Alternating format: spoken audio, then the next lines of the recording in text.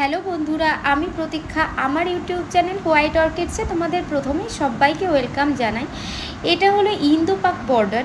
তো যুদ্ধের বুঝতেই পারছো, একদিকে ভারতবর্ষ, একদিকে হচ্ছে পাকিস্তান। আমি আছি কিন্তু ভারতবর্ষের দিকে, অর্থাৎ সীমানা।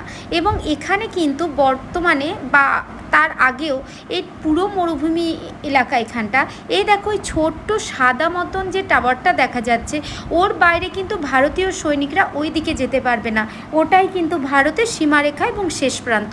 এই দিকে হচ্ছে ভারতের ওয়াচ টাওয়ার। এই দেখো, দেখা যে গেল একটুখানির জন্য ভিডিওটাতে দেখানো হলো। আর ওই দিকে হচ্ছে পাকিস্তানের।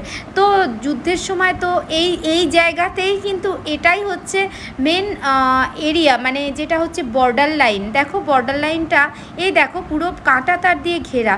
আমরা এটা কিন্তু ওয়াচ টাওয়ার, ওখানে একটি ওয়াচ টাওয়ার আছে বেশ উঁচুতে, ওখান থেকে আমরা কিন্তু এই ফটোটা বা ভিডিওটা নিয়েছিলাম। আর ভীষণ গরম তো এইখানে, কেন কি মরুভূমির জায়গা, জলের তো খুবই অভাব বলতে পারো। এখানে আমাদের ভারতীয় সমস্ত সেনারা ওখানে কিন্তু আছেন, এবং তা কত কষ্ট করে যে তারা এই জায়গাটায় তাদের মানে জীবন পণ বিপন্ন করে তারা এখানে থাকেন। তো কিন্তু তাদের কোনো কষ্ট, তারা বলছেন যে তারা নাকি এই দু একটা গাছ আছে ওখানে, যার নিচে ওনারা ওখানে ডিউটি দেন, গার্ড দেন। তো বলে ওই গাছের ছায়াই আমাদের কাছে যথেষ্ট। তো সত্যি ওনাদেরকে অনেক অনেক প্রণাম, স্যালুট জানাই প্রথমেই। আর হ্যাঁ, এই দেখো, এই যে রাস্তা, এইখানে আসতে গেলে তোমাদের কিন্তু অবশ্যই একটা পারমিট দরকার। এই পারমিট কিন্তু তোমাদের তানতরাজ মন্দির আছে, এখানে আসার আগে পড়বে, সেখানে কিন্তু করাতে হবে। যে গাড়িতে আসবে সেই গাড়িরও পারমিট করাতে হবে। আর এখানে বর্তমানে বিভিন্ন রকম স্টেডিয়াম বা কনস্ট্রাকশন চলছে এই সীমানা প্রান্তে। তো সেগুলো কিন্তু ইনকমপ্লিট অবস্থায় কিছুটা রয়েছে, সেগুলো আমি দেখানোর চেষ্টা করেছি এখানে।